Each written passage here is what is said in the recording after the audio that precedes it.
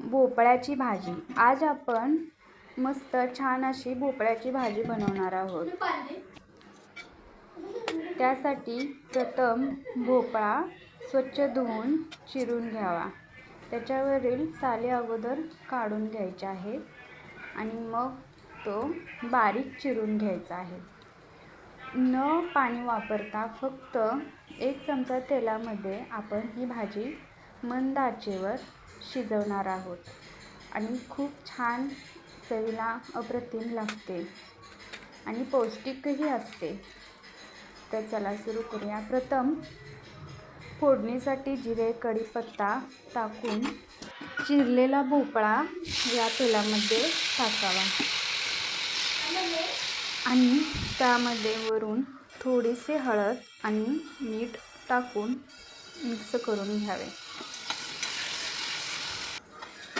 मंद आचेवर झाकण ठेवून 2 मिनिटं शिजू द्यावे. 2 मिनिटानंतर उघडून बघावे. त्याला पाणी सुटते, कारण भोपळ्यामध्ये प्रथमच पाणी असते भरपूर प्रमाणात, त्यामुळे पाणी टाकायचं नाही. मध्ये मध्ये झाकण ठेवून 2-3 वेळा वाफा काढून शिजवून घ्यायचं आहे. चांगले शिजल्यावर मग त्यामध्ये शेंगदाणे भाजून शेंगदाण्याचा बारीक केलेला कूट या भाजीमध्ये टाकायचा आहे.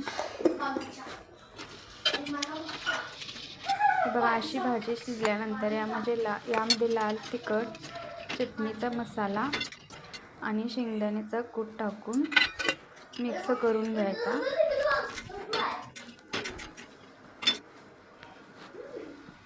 वरून कोथिंबीर टाकायची आणि 1 मिनिटभर थोडंसं झाकण ठेवून शिजवून घ्यायचं.